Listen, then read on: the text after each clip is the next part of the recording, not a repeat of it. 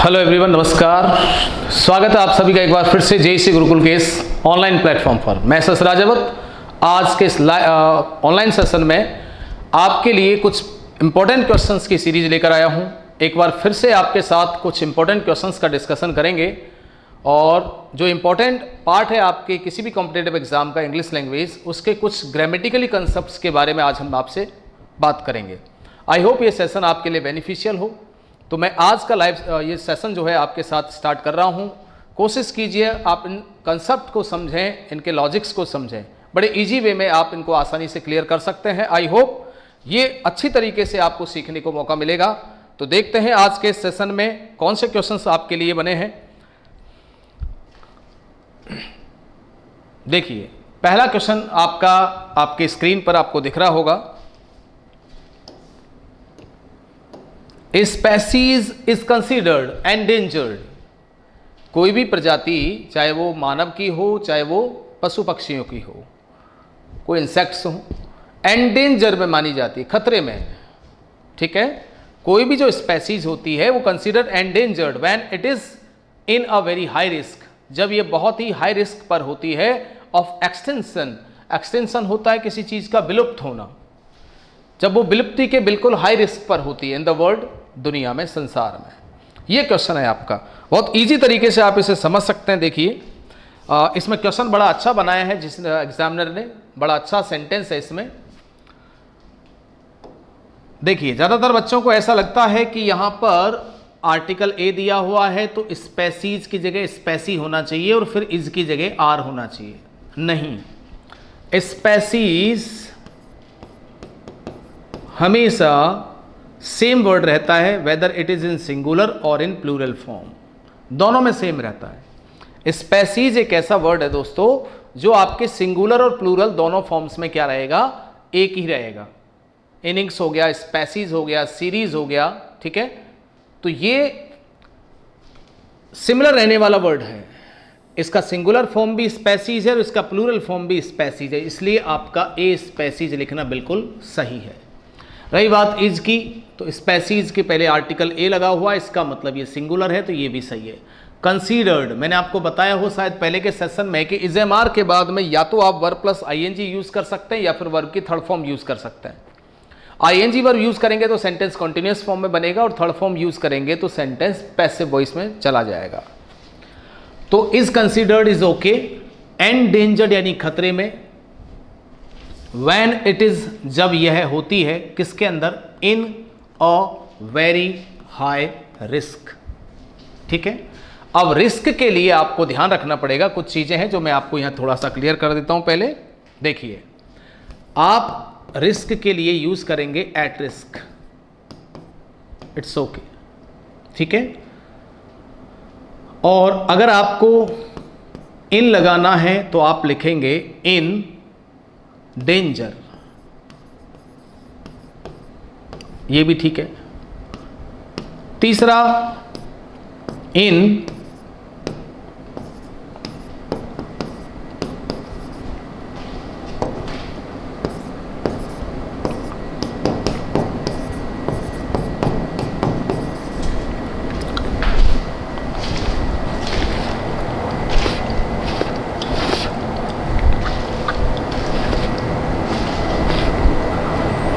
तीन चीजें हैं, at risk, in danger, in a risky situation.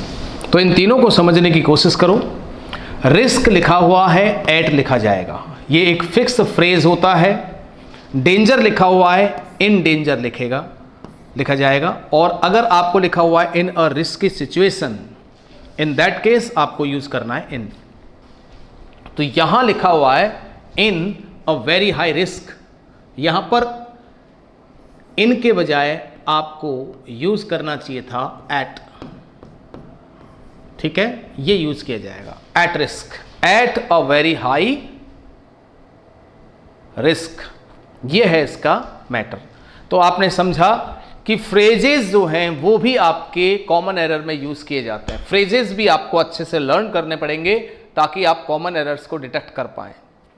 At risk एक फिक्स फ्रेज होता है, इन डेंजर एक फिक्स फ्रेज होता है, इन अ रिस्की सिचुएशन या इन अ रिस्की कंडीशन, कोई भी बोल दीजिए, रिस्की वर्ड आप लिखेंगे, in a risky situation, in a risky condition, तब आप इन लगा सकते हैं रिस्की के साथ। बाकी रिस्क अगर लिखा हुआ है तो वो चाहे हाई रिस्क हो या लो रिस्क हो, ठीक है, जैसी भी है उसके साथ आपको एट लगाना है, इन नहीं लगाना है। तो ये फिक्स्ड प्रीपोजिशन में भी सिखाया जाता है, ये जब हम फ्रेजेस पढ़ते हैं तब भी आपको सिखाया जाता है। तो आई होप ये क्वेश्चन अब आपको समझ में आ गया होगा। एक क्वेश्चन आज के सेशन का हुआ कंप्लीट। नेक्स्ट देखिए, सेकंड क्वेश्चन आपका दिया हुआ है, look the boy over there wears the same sweater as you. अच्छा, एक बात और, जो भी बच्चे इस समय देख पा रहे हैं मुझे, ये जितने भी क्वेश्चंस मैं आपके लिए आज के सेशन में लाया हूं वो सभी प्रीवियस ईयर के एग्जाम्स में पूछे हुए हैं और लेटेस्ट एग्जाम में ही है, 1-2 years, last 2 years, 3 years maximum, इनमें ही किसी ना किसी एग्जाम में पूछा हुआ है। I will not mention the name of the particular exam, but I am sure ये आप सबको पता होगा कि ये सभी प्रीवियस ईयर के एग्जाम्स में पूछे हुए हैं। लुक, देखिए, द बॉय ओवर देयर, जो लड़का वहां है, वियर्स पहने हुए, the same sweater as you, जैसा स्वेटर आपने पहना। देखिए, आपको ध्यान रखना होगा कि वर्ब की फर्स्ट फॉर्म से, डोंट के साथ में वर्ब की फर्स्ट फॉर्म से, या प्लीज काइंडली के साथ में फर्स्ट फॉर्म से जो सेंटेंस स्टार्ट होते हैं वो होते हैं आपके इंपेरेटिव सेंटेंस। इन सेंटेंसों को हम क्या बोलते हैं? इंपेरेटिव बोलते हैं, आज्ञार्थक, इंपेरेटिव वाक्य। और नियम से चलें तो हमको ये बताया जाता है कि इंपेरेटिव सेंटेंस के बाद, कॉमा लगने के बाद अगर कोई न्यू सेंटेंस स्टार्ट होता है तो उसमें ज़्यादातर चांसेस होते हैं प्रेजेंट कॉन्टिन्यूस टेंस आने के। हालांकि ऐसा कंफर्म नहीं है, लेकिन अगर कोई और रूल अप्लाई नहीं हो रहा है तो किसी सेंटेंस का अगर फर्स्ट पार्ट, फर्स्ट क्लास, अगर कोई इंपेरेटिव सेंटेंस से कोई सेंटेंस स्टार्ट हो रहा है, जैसे प्लीज से मान लीजिए, और डोंट से मान लीजिए, वर्ब की फर्स्ट फॉर्म से मान लीजिए कोई सेंटेंस स्टार्ट होता है, फिर कॉमा लगता है, कॉमा लगने के बाद एक नया सेंटेंस स्टार्ट होता है, तो वो जो नया सेंटेंस स्टार्ट होता है कॉमा लगने के बाद में, वो ज़्यादातर चांस होते हैं कि कंटिन्यूस टेंस में होगा, ठीक है। हालांकि कोई रूल अगर दूसरा अप्लाई होता है तो कभी कभी चेंजेस हो भी सकता है, लेकिन अगर कोई अदर रूल अप्लाई नहीं हो रहा है तो आप इसको जनरली ये मान के चलें कि इंपेरेटिव सेंटेंस के बाद आने वाला जो नया क्लास है, नया पार्ट है, वो हमेशा कंटिन्यूस टेंस में ही यूज़ करें, ठीक है। बाकी अदर रूल्स अप्लाई होते हैं तो चेंजेस आ सकते हैं। तो देखिए, सेंटेंस के मुताबिक अगर हम चलते हैं तो लुक, जो कि वर्ब की फर्स्ट फॉर्म है, इसके बाद कॉमा लगा हुआ है यहाँ, look the boy over there, ये इसका सब्जेक्ट है बॉय, और यहाँ जो वर्ब दे रखी है वो आपको फर्स्ट फॉर्म दे रखी है, जबकि आपको यहाँ पर लिखना होगा is wearing. That's your answer, is wearing, ये आपका आंसर होगा। वियर्स के बजाय आपको लिखना होगा इज वियरिंग, ठीक है। ये कंसेप्ट आपको मैंने बता दिया है कि क्वेश्चन किस कंसेप्ट से लिया गया था। इंपेरेटिव सेंटेंस के बाद जब कोई नया सेंटेंस, नया क्लास आपको दिया जाता है, पार्ट आपको दिया जाता है, तो उस क्लास में हम नॉर्मली प्रेजेंट कंटिन्यूस को प्रेफरेंस देते हैं, ठीक है, ये ध्यान रखना। तो ये उसी में से लिया हुआ क्वेश्चन था। क्वेश्चन नंबर 3 जो आज के सेशन का है वो आपके सामने है। आई एम ऑनिंग 2 हाउसेस इन मुंबई। बड़ा छोटा सा सेंटेंस है लेकिन कंसेप्ट बड़ा शानदार है इसका, ठीक है। ABC जिस तरह से एग्जाम में आए थे मैंने उसी हिसाब से इनको डिवाइड किया है।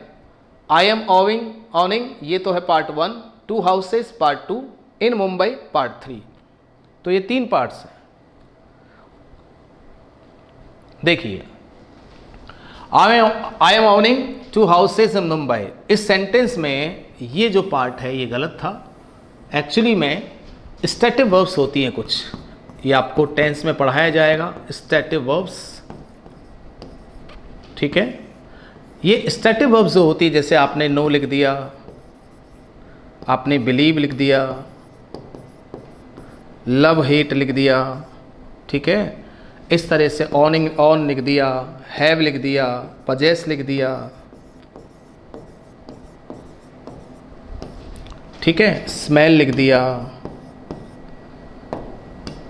टेस्ट लिख दिया, सीम लिख दिया, ऐसे कई सारी स्टैटिव वर्ब्स हैं, ठीक है। तो ये जो स्टैटिक वर्ब्स होती हैं दोस्तों, जो मैंने यहाँ लिखी हैं, और भी बहुत सारी वर्ब्स हैं, जब आप डिटेल में पढ़ेंगे तब की बात हम बात करेंगे। तो इनका क्या रूल है? स्टैटिक वर्ब्स का मतलब हुआ स्थायी क्रिया, स्टैटिक का मतलब होता है स्थायित्व, और जो चीज़ स्थायी है वो एक्चुअली में कंटिन्यूस टेंस नहीं, वो एक इंडेफिनिट टेंस को इंडिकेट करती है। ठीक है, इसलिए किसी भी स्टैटिक वर्ब का जनरली कंटिन्यूस टेंस यूज नहीं होता है। ठीक है, जैसे I am loving, I am hating, I am considering, I am remembering, I am believing, ठीक है, I am knowing, he is knowing, तो ना तो कंटिन्यूस टेंस में आती है ना ही परफेक्ट कंटिन्यूस में आती है। स्टैटिक वर्ब्स कंटिन्यूस और परफेक्ट कंटिन्यूस में यूज नहीं होती हैं, और अगर किसी केस में ये आईएनजी वर्ब यूज हो भी जाए तो उसका सेंस चेंज होगा। ठीक है, जैसे आई एम हैविंग टी, ये बिल्कुल सही सेंटेंस है, जबकि हैव के अंदर आईएनजी नहीं लगता, और आई एम हैविंग अ बुक, ये गलत सेंटेंस है। मैं अगर खाने पीने की बात कर रहा हूं तो आई एम हैविंग बोलना सही है, लेकिन अगर मैं किसी चीज़ का मालिक हूं, मैं किसी का स्वामी हूं, मेरे पास कोई चीज़ है, तो मैं उस समय हैविंग यूज नहीं कर सकता। I have a pen, not I am having a pen. ठीक है, I am having tea, I am having dinner, ये सही है, ऐसे सेंस चेंज हो जाता है। ठीक है दोस्तों, तो ये समझ में आपको आ गया होगा। यहां पर OWN जो है आपकी, ये इसी तरह की वर्ब है, इसमें कंटिन्यूस टेंस यूज नहीं होता, तो आपको इसे क्रॉस करके नया जो बनाना होगा वो कुछ इस तरह से बनेगा, आई ऑन, OWN, वर्ब की फर्स्ट फॉर्म ही इसका आंसर है, OWN आंसर आएगा, आई ऑन 2 हाउसेज इन मुंबई। ठीक है, चलिए क्वेश्चन नंबर,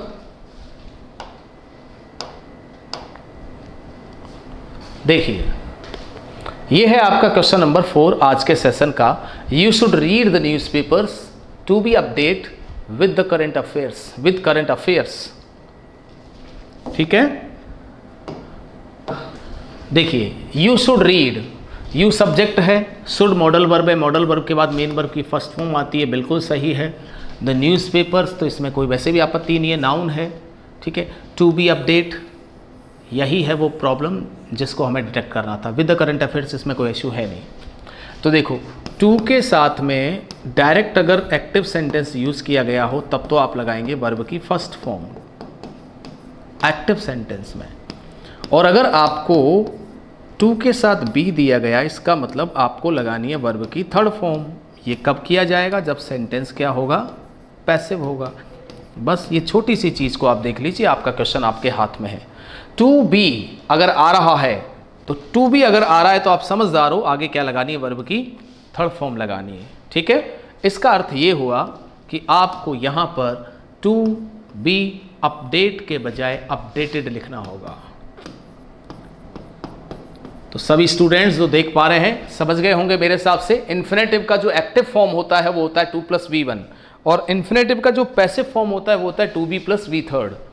अब आपको देखना होगा कि सेंटेंस में आपको किस तरह से सेंटेंस दिया गया है। अब टू बी अपडेट दिया हुआ, जबकि होना चाहिए था to be updated, because 2 + V1 is an infinitive form used in active voice, और 2B + V3 is also an infinitive form but it is used in passive voice. चलिए नेक्स्ट क्वेश्चन की तरफ चलते हैं। क्वेश्चन नंबर 5 आज के session का आपके सामने है। देखिए, इफ यू आर इंटरेस्टेड, अगर आप इंटरेस्टेड हैं टू अप्लाई, क्या करने के लिए? अप्लाई करने के लिए, फॉर द जॉब, किसी भी जॉब का, your application must be received by Friday. आपकी जो एप्लीकेशन है वो फ्राइडे तक रिसीव होनी चाहिए, हम तक पहुंच जानी चाहिए, मतलब हम उसे रिसीव कर पाएं, इसके लिए आप इंश्योर करें। इफ यू आर इंटरेस्टेड, अगर आप इंटरेस्टेड हैं, इफ यदि यू आर इंटरेस्टेड, अगर आप इंटरेस्टेड हैं टू अप्लाई करने के लिए, for the job, your application, आपकी एप्लीकेशन मस्ट बी रिसीव्ड। देखो इतना शानदार सेंटेंस था, इसमें मॉडल वर्ब थी, और मॉडल के बाद में अगर बी आ जाता है तब भी हम कौन सी वर्ब यूज़ करते हैं? थर्ड वर्ब यूज़ करते हैं। तो ये बिल्कुल सही था। प्रॉब्लम ये रही दोस्तों, 2 + V1 टू अप्लाई। क्या इशू है इसका? इसका इशू ये है, देखो समझने की कोशिश करना। टू अप्लाई, वैसे नॉर्मल सेंटेंस में टू अप्लाई में कोई इशू नहीं है। 2 + वर्ब की फर्स्ट फॉर्म है, इन्फिनेटिव फॉर्म है, तो इसमें कोई इशू नहीं था देखा जाए तो, लेकिन प्रॉब्लम कुछ और ही है। देखो जरा, प्रॉब्लम यह है दोस्तों कि इंटरेस्ट जो वर्ड लिखा हुआ है इसके साथ में टू आता ही नहीं है, इंटरेस्ट के साथ आता है इन। ठीक है, इंटरेस्ट के साथ क्या आता है? इन आता है, टू नहीं आता, प्रीपोजिशन ही गलत है। और जैसे ही आप इन लिखोगे तो आपको अप्लाई की जगह लिखना होगा अप्लाइंग, बिकॉज टू को छोड़कर अगर किसी भी प्रीपोजिशन के बाद कोई वर्ब आए, ये याद रखना आपके लिए लॉन्ग टर्म तक याद रखने वाली चीज है। टू के अलावा किसी भी प्रीपोजिशन के बाद अगर कोई वर्ब आती है तो वो वर्ब हमेशा जेरेंड फॉर्म में यूज होनी चाहिए, that means verb plus ING form आना चाहिए। कुछ शॉर्ट में मैं आपको बता दूं, टू के साथ में वर्ब फर्स्ट आती है, ये बात बिल्कुल सही है, लेकिन टू के अलावा कोई भी प्रीपोजिशन हो एक्सक्लूडिंग टू, उसके बाद में अगर वर्ब आएगी तो वो क्या आएगी? आईएनजी जेरेंड फॉर्म में आएगी। ये दो कंसेप्ट हैं, टू के साथ में वर्ब की फर्स्ट फॉर्म और टू के अलावा कोई भी प्रीपोजिशन आ जाती है, जैसे एट आ जाता है, इन आ जाता है, ऑन आ जाता है, बाई आ जाता है, फ्रॉम आ जाता है, कोई भी अदर प्रीपोजिशन अगर आती है तो आपको वर्ब प्लस आईएनजी लगाना है, ये बात ध्यान रखिएगा। ये दो कंसेप्ट है। तो टू के साथ अप्लाई बिल्कुल सही था देखा जाए तो, लेकिन क्योंकि इंटरेस्ट वर्ड जो होता है उसके साथ इन आता है तो टू तो गलत हो गया। अब जैसे टू गलत किया और इन लिखा, वैसे आपको पता है टू के साथ तो अप्लाई लिखना सही है, लेकिन इन के साथ अप्लाई नहीं लिख सकते, क्योंकि इन जो है टू के अलावा जो एक्सक्लूडिंग प्रीपोजिशन है उसके साथ आपको आईएनजी जेरेंड फॉर्म लगाना होगा। अच्छा, सबसे बड़ी बात यह है कि ये सब चीजें होती क्यों हैं, इन्हें जानने के लिए आपको थोड़ा सा डीप में जाना पड़ेगा दोस्तों, कि आखिर किसी भी प्रीपोजिशन के बाद में जेरेंड वर्ब लगाना जरूरी क्यों है। चलो टू के साथ फर्स्ट फॉर्म आती है मान लिया, हालांकि टू के साथ हमेशा फिक्स नहीं है, फर्स्ट ही है, टू के साथ कई बार आईएनजी वर्ब भी आती है, टू के साथ फर्स्ट तो आती है नॉर्मली, लेकिन टू के अलावा कोई वर्ब अगर आपको दी गई है, मान लीजिए इन दिया है, एट दिया है, ऑन दिया है, तब भी आप जेरेंड वर्ब यूज करते हैं, आईएनजी वर्ब यूज करते हैं। ये एक कंसेप्ट है दोस्तों, ठीक है, इसके लिए आपको थोड़ा डीप में स्टडी करना होगा। ठीक है, वैसे मैं आपको सरफेसली बता देता हूँ, gerund is a kind of noun. Gerund एक नाउन होता है, प्रपोजिशंस जो हैं नाउन के लिए यूज की जा सकती हैं, वर्ब के लिए यूज नहीं की जा सकती। तो टू के साथ अगर तुम वर्ब लगाओगे तो वो गलत मामला हो जाएगा, हो सॉरी टू के अलावा किसी के साथ लगाओगे तो वो गलत हो सकता है, लेकिन टू के अलावा कोई प्रीपोजिशन है और उसके साथ तुमने वर्ब लगाई है तो गलत है, उसके साथ तुम्हें जेरेंड लगाना होगा, वर्ब प्लस आईएनजी लगाना होगा, नाउन का काम करे ऐसा कोई वर्ड लिखना पड़ेगा। नेक्स्ट क्वेश्चन नंबर 6 आज का, the news regarding the earthquake survivors. Earthquake के जो सर्वाइवर्स हैं उनके संबंध में जो न्यूज है आर वेरी डिस्टर्बिंग, बड़ी डिस्टर्बिंग न्यूज है वो। देखो कितना इजी क्वेश्चन था ये। न्यूज एक सिंगुलर वर्ड है, आपको पता होना चाहिए, ये सब्जेक्ट है आपका। रिगार्डिंग द अर्थक्वेक सर्वाइवर, किसके संबंध में? अर्थक्वेक के सर्वाइवर्स के संबंध में। आर वेरी डिस्टर्बिंग, ये वेरी डिस्टर्बिंग किसको बोल रहा है? सर्वाइवर्स को बोल रहा है या न्यूज को बोल रहा है? आपको डिस्टर्ब किसने किया, सर्वाइवर्स ने या न्यूज ने? आप ये कह रहे हैं कि अर्थक्वेक जो आया था, भूकंप जो आया था, उसके जो सर्वाइवर्स थे यानी कि जो बचे थे लोग, जो जिंदा जो रह गए थे, उनके बारे में जो खबर छपी उसे पढ़कर या सुन करके बड़ा ही डिस्टर्बिंग फील हुआ। तो भाई आप मुझे बताएं, ये आर वर्ड जो आपने लिखा वेरी डिस्टर्बिंग है, वो क्या है? एक्चुअली में वो है न्यूज, और न्यूज के अकॉर्डिंग आप आर यूज नहीं कर सकते क्योंकि न्यूज सिंगुलर वर्ड है, तो आपको इसके लिए इज लगाना होगा। दैट्स योर आंसर, ये है आपका आंसर। ठीक है, 7 number, I have ordered for 2 cups of T. बड़ा छोटा सा सेंटेंस है लेकिन है बड़ा अच्छा। I have ordered 2 cups of T, मैंने 2 कप जो है टी के ऑर्डर किए हैं। तो हम नॉर्मली ऐसे बोलते भी हैं, I have ordered 2 cups of T. ठीक है, तो इसमें बोलने में कोई आपत्ति नहीं है, लेकिन प्रॉब्लम है इसके अंदर समझने में। क्या समझना है? ऑर्डर एक ऐसी वर्ब होती है दोस्तों जिसके साथ डायरेक्टली फॉर का यूज नहीं होता है। यही क्वेश्चन आंसर, यही आंसर है आपका। अगर आप ऐसे लिखोगे आई ऑर्डर्ड, ठीक है, for a glass of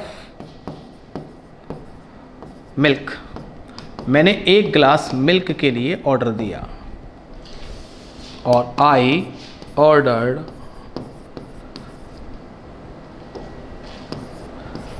him, या किसी का भी नाम ले लीजिए, I ordered him for a glass of milk.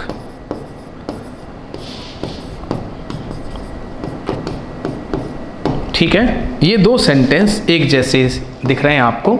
देखो, ऑर्डर के बाद में अगर डायरेक्ट आपको प्रीपोजिशन यूज करनी हो तो मत कीजिएगा, डायरेक्ट लिखिएगा I ordered a glass of milk. और अगर ऑर्डर्ड के बाद में आपको कोई ऑब्जेक्ट दिया हुआ है, मिडिल में कोई व्यक्ति का नाम दिया हो या ऑब्जेक्ट दिया हो, तब आप फॉर का यूज कर सकते हैं। ठीक है, ये चीज है। तो यहां वही था, ऑर्डर के जस्ट बाद में फॉर दे रखा था जो गलत था। ऑर्डर के जस्ट बाद में फॉर यूज नहीं करें। नेक्स्ट क्वेश्चन आज का number 8। Certain animals have a tendency to communicate only with its own species. कुछ ऐसे सर्टेन एनिमल्स होते हैं जिनकी टेंडेंसी होती है, टेंडेंसी क्या होती है? टेंडेंसी होती है किसी काम को करने की प्रवृत्ति। उनकी टेंडेंसी ये होती है कि वो केवल उन्हीं के साथ कम्युनिकेट करते हैं जो उसकी स्पेसीज के हैं, खुद की प्रजाति के हैं। कुछ जीव जंतु ऐसे होते हैं जो अपनी ही प्रजाति के जीव जंतुओं के साथ में कम्युनिकेट करने का प्रवृत्ति रखते हैं, टेंडेंसी रखते हैं। प्रॉब्लम क्या है भाई? प्रॉब्लम ये है, सर्टेन एनिमल्स प्लूरल है, हैव प्लूरल है, एनिमल्स के अकॉर्डिंग है, बिल्कुल सही है। और टेंडेंसी टू कम्युनिकेट 2+V1 बिल्कुल ओके है। ठीक है, only with it's on species, अपनी खुद की प्रजातियां, तो स्पेसीज वर्ड बिल्कुल सही है। ठीक है, इट्स वर्ड ही गलत है, because we are talking about animals. Animals plural है, आपने यहाँ हैव लगाया है, देखो गौर से, तो यहाँ इट्स नहीं लगेगा, यहाँ देयर लगेगा। यहाँ प्रोनाउन वाला इश्यू था, इट्स के बजाय आप क्या लगाइए? देयर लगाइए। यहाँ प्रोनाउन से रिलेटेड प्रॉब्लम थी दोस्तों, इट्स के बजाय देयर यूज किया जाएगा। ठीक है, क्वेश्चन नंबर 9 आज के सेशन का। He was unable to recall where he had hanged his shirt after returning from office. वो इस बात को रिकॉल नहीं कर पाया, इस बात को रिकॉल करने में वो अनेबल रहा कि जब वो ऑफिस से आया था उसके बाद उसने अपनी शर्ट को कहाँ पर हैंग किया था। ये चीज़ है। ऐसे क्वेश्चंस आपको प्रीवियस ईयर की कई एग्जाम्स में मिलेंगे। जो एरर इसमें है, कोई बहुत बड़ा कंसेप्ट नहीं है, बट ये है कि इसमें जो वर्डिंग है, जो इसमें शब्दों का चयन किया गया है, वो थोड़ा सा मेरे हिसाब से आप देखिए, एक बार खुद देखिए क्या होना चाहिए। आपको मैंने हिंट दे दिया है क्या मामला है इसका।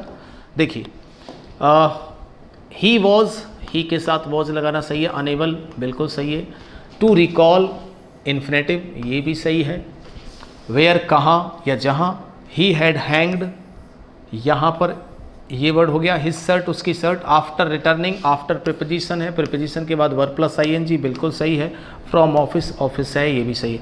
प्रॉब्लम है हैंग्ड में, तो इस हैंग्ड के बारे में आप थोड़ा सा समझने की कोशिश करो। देखो बेटा, हैंग एक ही होता है, एक ही वर्ड है, सिंगल हैंग। अब यहाँ से छटते हैं दो चीज़ें। अगर आपने HUNG लिखा तो अलग सिस्टम है, और HANGED लिखा तो अलग सिस्टम है। आप जाइए प्रीवियस ईयर के एग्जाम में, इस तरह के क्वेश्चंस आपको बहुत बार मिलेंगे। ठीक है,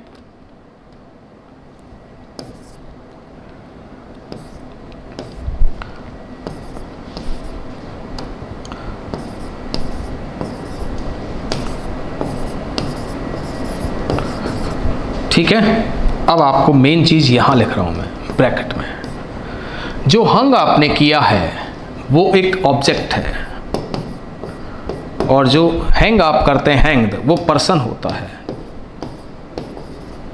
ये बात याद रखना। बस ये दो चीज़ें हैं जो आपको समझनी थी। ठीक है,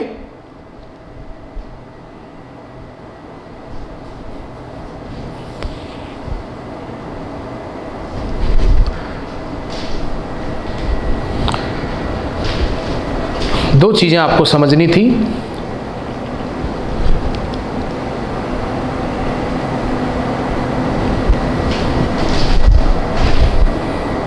तो इस हिसाब से जैसे आपने पढ़ा अभी कंसेप्ट, उस हिसाब से आपको क्या लगता है कि किस तरह की चीज़ सही है?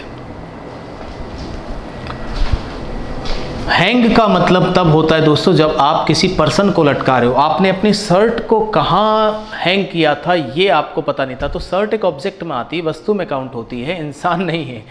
इंसान को जब फांसी पर लटकाया जाता है तब हम बोलते हैं to be hanged till death. ये हम तो क्या जज साहब बोलते हैं, to be hang till death, जब तक वो मर नहीं जाए तब तक उसको लटका दिया जाए, यानी फांसी की सज़ा जब होती है तब बोला जाता है hang, to be hanged till death. यहाँ पर हमने हमारी शर्ट को लटकाया है, तो भाई शर्ट जो है वो एक ऑब्जेक्ट है ना कि इंसान, तो हैंग्ड जो वर्ड है वो गलत है। यहाँ पर आपको लिखना होगा हंग, जो वस्तुओं के लिए यूज़ होता है। ठीक है, ये इसका आंसर है। लास्ट क्वेश्चन आज के सेशन का। No doubt human minds are good on predicting the worst. इसमें कोई डाउट नहीं है कि ह्यूमन माइंड्स जो है आर गुड, अच्छे होते हैं, ऑन प्रेडिक्टिंग, किसी चीज़ को प्रेडिक्ट करने के लिए, द वर्स्ट, खास तौर पर वर्स्ट सिचुएशन के लिए।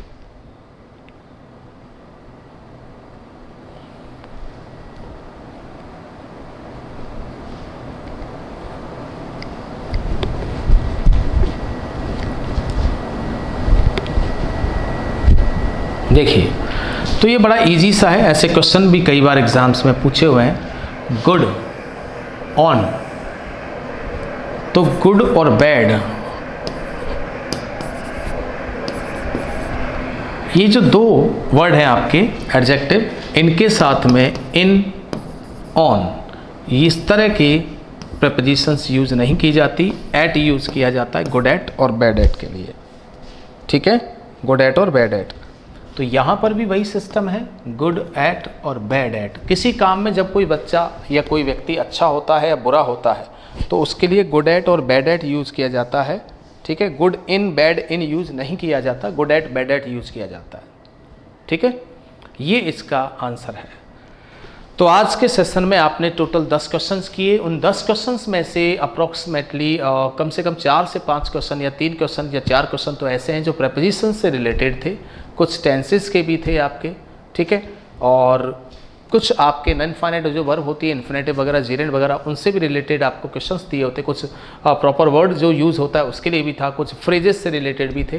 तो अलग अलग वैरायटी के क्वेश्चंस आपको आज हमने डिस्कस किए हैं और कोशिश की है कि इस तरह के, आप ये मत सोचिए कि सिर्फ 10 क्वेश्चन किए, ये सोचिए कि आपने 10 नहीं तो 8, क्योंकि चलो 1-2 में हमने कुछ फ्रेजेस पढ़े या कुछ प्रॉपर वर्ड्स का यूज़ करना हो वो पढ़ा। जैसे हैंग वाला है तो इसमें कोई कंसेप्ट नहीं होता, हैंग में 2 तरह की वर्ब यूज़ होती है।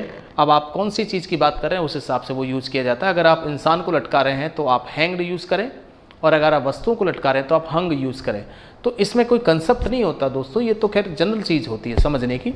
बाकी कुछ ऐसे कंसेप्ट थे जो हमने पढ़े थे, जैसे टेंस के अंदर भी हमने आज पढ़ा आपके साथ में कि कोई स्टेटिव वर्ब्स होती है जिनका कंटिन्यूस टेंस नहीं बनता, परफेक्ट कंटिन्यूस टेंस नहीं बनता।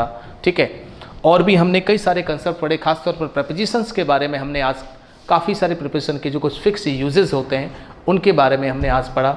ठीक है, तो धीरे धीरे करके वन बाई वन करके हम बहुत सी चीज़ों को अपने सिलेबस में इंक्लूड जो हैं उन सबको एक एक करके क्लियर कर सकते हैं।